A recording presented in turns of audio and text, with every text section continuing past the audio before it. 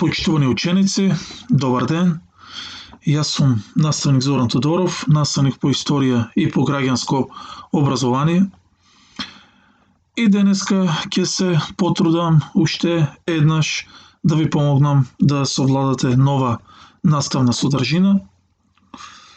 Без разлика на ситуацијата во која се наоѓаме, полека наближуваме кон крајот на учебната година, а полека и наближуваме кон крајот и реализација на нашата наставна програма. Па така, полека продолжуваме кон последната тема, односно за денеска имаме задача да ја сработиме лекцијата положбата на македонците во соседните земји. Значи, веќе добро знаете дека после Букурештскиот договор во 1913 година, дека Македонија е разделена на три дела: Вардарска, Егејска и Пиринска Македонија, така македонците се нашле под власт на повеќе соседни држави и ние треба да видиме после Втората светска војна каква е положбата на македонците во сите тие три делови на Македонија. Односно, тука ќе ја исклучиме Вардарска Македонија и ќе видиме каква е положбата на македонците во Бугарија, Грција и Албанија. Ќе почнеме со положбата на македонците во Пиринскиот дел на Македонија и веќе знаете дека пред и за време на Втората светска војна положбата на македонците во Пиринска Македонија не беше баш добра. Бугарските власти не дозволуваа изучување на македонскиот јазик, не го признаваа македонското население и така натаму. Меѓутоа, тие работи се промениле по 1945-6 година, бидејќи Југославија и Бугарија во тој временски период биле во добри односи. Односно, Македонија, како составен дел од Југославија, практично сега имала можност да воспостави контакт и врски со македонците од Пиринскиот дел на Македонија. Тоа е временски период кога во Бугарија начело се наоѓа познатиот бугарски политичар Ѓорги Димитров, кој што и самиот по потекло бил македонец и ги признал македонците во Бугарија, но не само тоа, туку ќе им овозможи и низа други придобивки. Па така, на 10-тиот проширен пленум на Централниот комитет на Бугарската комунистичка партија и официјално е признаена македонската нација. Во таа 1946 година е спроведен попис на население, каде околу 64%, односно 63,7% од населението се декларирало како македонско. И треба да се напомене дека во овој период македонците во Бугарија добиваат своји културни права, а овој период од историјата уште се нарекува културна автономија. Значи, гледаме и можеме да заклучиме дека во периодот од 1945-46 година положбата на македонците во Бугарија итекако се подобрува, дека таа положба е потврдена на 10-тиот пленум, кога бугарските власти и официјално ја признаваат македонската нација, е спроведен попис на населението и може да се каже дека голем дел од населението во Пиринска Македонија се декларира како македонско. Сега, да видиме каква ќе биде културната автономија на македонците во Пиринскиот дел на Македонија. Таа културна автономија се случува во периодот од 1946 до 1948 година, кога во Бугарија било дозволено слободно да се користи македонскиот јазик. односно македонскиот јазик, се користел и во училиштата, а во училиштата се изучувала и македонската историја. Вкупно биле опфатени 32.000 ученици кои што го користеле македонскиот јазик.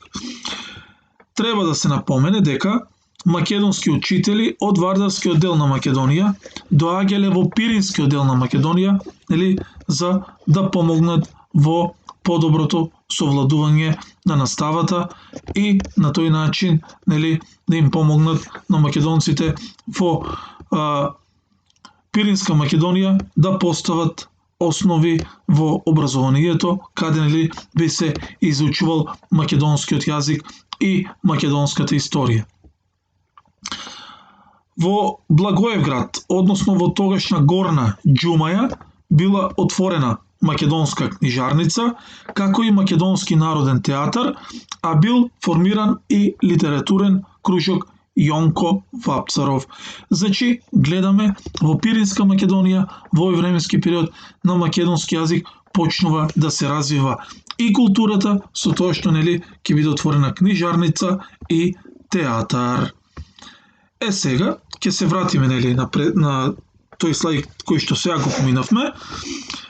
Треба да се напомене дека во Пиринска Македонија се издавал македонски весник наречен Пиринско дело. Ова е првиот број на Пиринско дело. Ова се слики од театарот, македонскиот народен театар кој што веќе го споменавме, и одигрувањето на првата представа Печалбари. Значи, гледате, се развива и македонската култура во Пиринскиот дел на Македонија.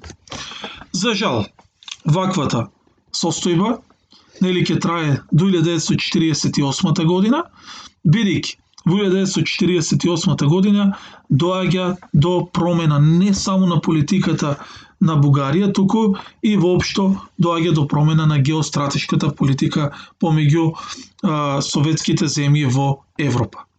Тој е временски период кога доаѓа до судир помеѓу Југославија и СССР, односно помеѓу Југославија, односно од една страна на чие чело стоел Јосип Броз Тито и СССР на чие чело стоел Јосип Висарионовиќ Сталин, и овој судир помеѓу двата големи политичари практично ќе биде на штета на македонците во Пиринскиот дел на Македонија. Зошто?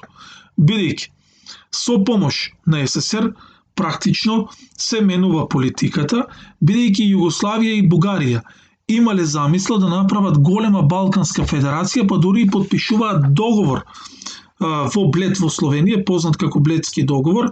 Тоа нормално нема да му се допадне на СССР, бидејќи сметал дека така ќе нема контрола над Балканот, и затоа се променуваат политиките во Бугарија, односно се променува политичката структура. Набрзо Ѓорги Димитров е тргнат од власт, а по тргнувањето на Ѓорги Димитров од власт се променува и политиката на Бугарија кон македонците во Пиринска Македонија. Па така, во периодот од 1956 до 1958 година доаѓа до комплетна промена на политиката на Бугарија кон македонското население во Пиринскиот дел на Македонија, односно тоа е временски период кога во Бугарија на чело доаѓа познатиот политичар Тодор Живков, кој што ќе води комплетно, диаметрално спротивна политика или обратна политика од таа политика која што ја водеше Ѓорги Димитров. Тодор Живков, за разлика од него, нема да ги признава македонците, туку ги сметал за бугари, а македонскиот јазик бил сметан за југо-западен дијалект. И гледаме, таа културна автономија, која што ние ја споменавме, завршува во 1948 година, а по 1956, односно 1958 година, доаѓа до повторно асимилирање на македонците и претварање во бугари. Сега, после 1989 година доаѓа до благо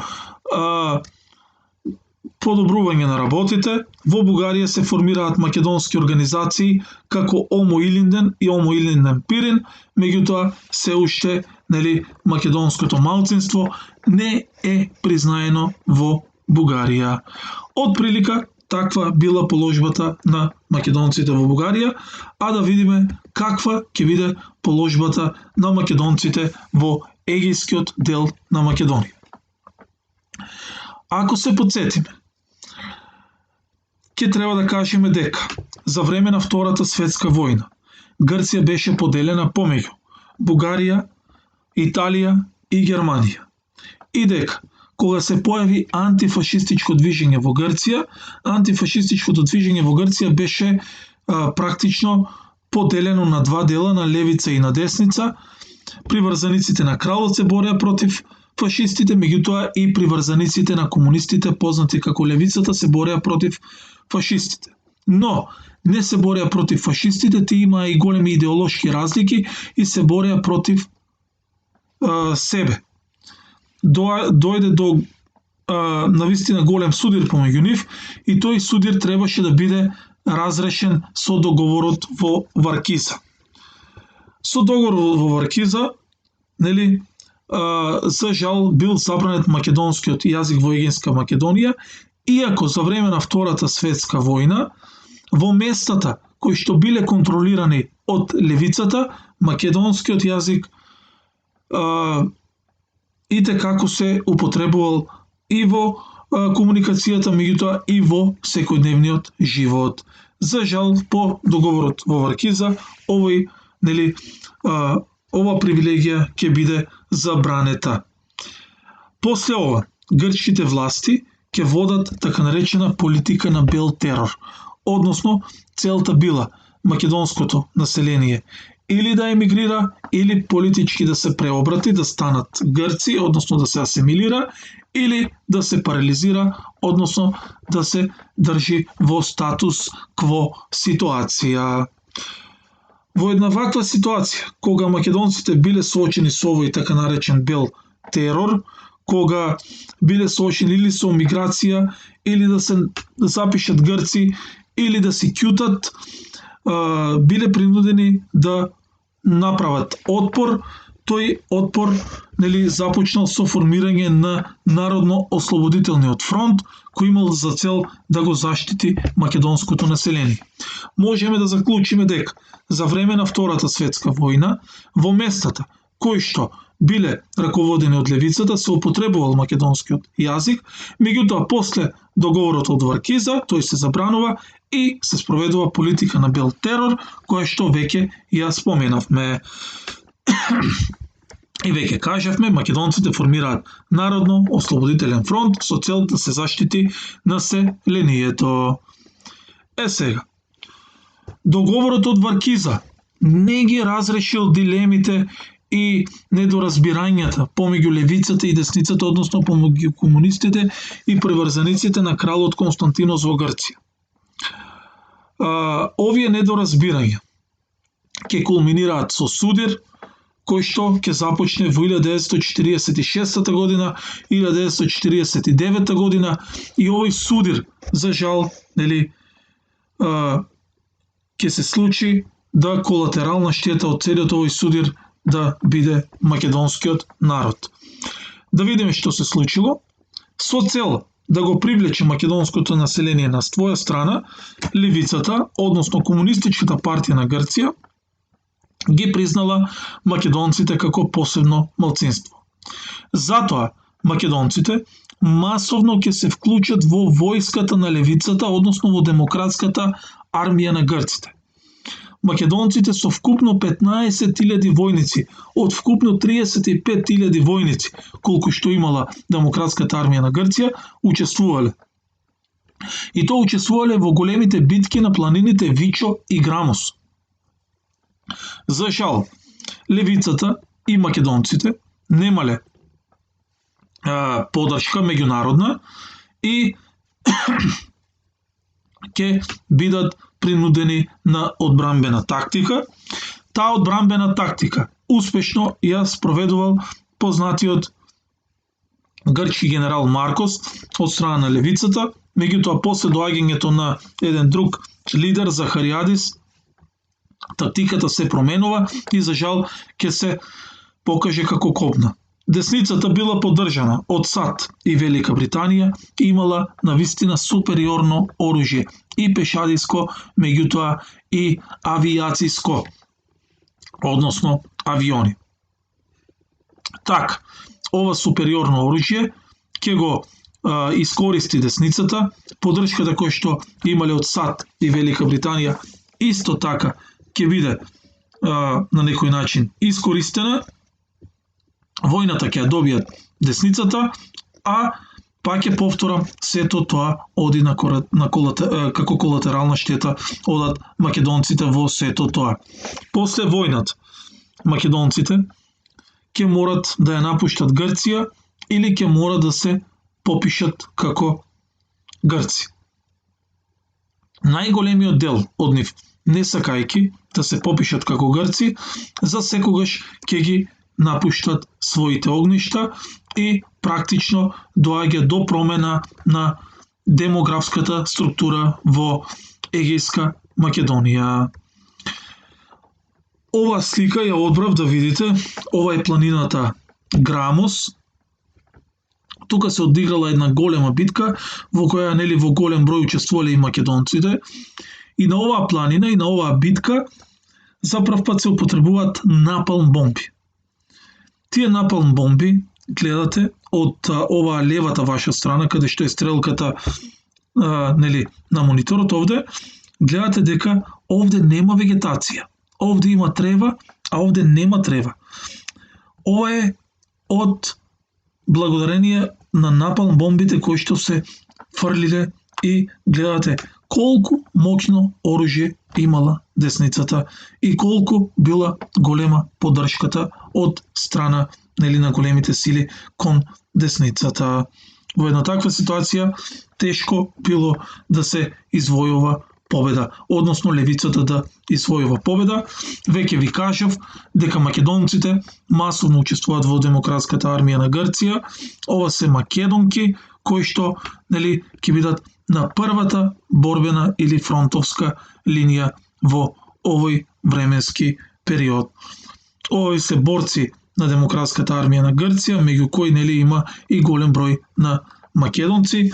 И веќе ви кажав, за жал, македонците ќе бидат колатерална штета, голем дел од нив за секојаш ќе ги напуштат своите родни огништа, ќе се упатат прво кон источните земји, како СССР, Полска и така натаму, оттаму голем дел од нив ќе одат и во прекоокеанските земји, како Америка, еден дел од нив дури ќе оди и во Австралија, како и да е, значи се случува масовен екзодус на македонците од егејскиот дел на Македонија, а се прашувате зошто САД и Велика Британија ги поддржале грците, бидејќи тоа е и геостратешка војна, тоа е временски период кога се заладени односите помеѓу СССР и помеѓу САД и Велика Британија, и Велика Британија и САД не смееле да дозволат во Грција да победи левицата, бидејќи на тој начин контролата над Грција би имала Русија, односно СССР. По 1990 година почнуваат и овде да се олабавуваат или малку повеќе да се раздвижуваат работите. Така, Грција која што веќе е членка на Европската заедница, а подоцна Европската унија, некои работи мора да ги толерира, па така македонците во егејскиот дел на Македонија ќе ја формираат организацијата Виножито и ќе ги издаваат весниците Зора и Нова Зора. Во 2001 година во Меглен ќе биде осветена првата македонска православна црква Света Злата Мегленска, но и покрај тоа, положбата на македонците не е подобрена, но и бројот на македонците во Егејска Македонија, за жал, и не е баш голем. Од прилика, тоа е тоа за положбата на македонците во егејскиот дел на Македонија. Да видиме каква ќе биде положбата на македонците во Албанија. По Втората светска војна, односите помеѓу Југославија и помеѓу Албанија биле слични на тие помеѓу Југославија и Бугарија, што значи албанскиот водач Енвер Хоџа и југословенскиот водач Јосип Броз Тито биле во блиски односи. Тие блиски односи ќе резултираат со признавање на македонското малцинство во Албанија.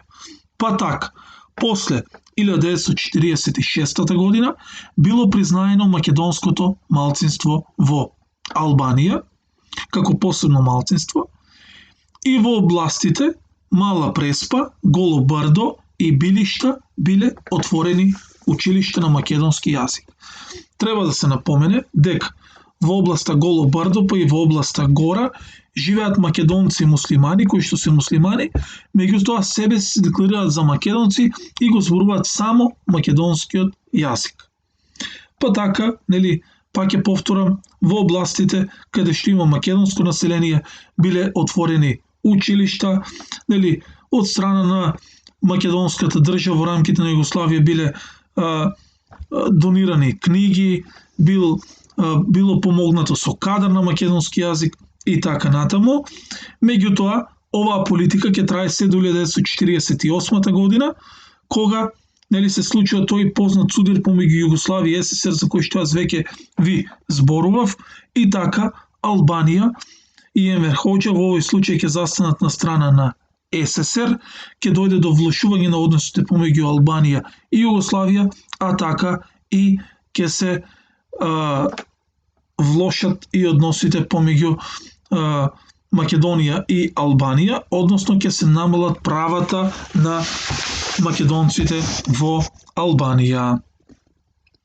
Македонците муслимани во областите Голо Брдо ќе бидат албанизирани и на нив ќе им се стават албански имиња и презимиња, а на сите македонски топоними, односно имиња на реки, планини и така натаму, ќе им се стават албански топоними и гледаме дека доаѓа до комплетна промена на односите по 1948 година.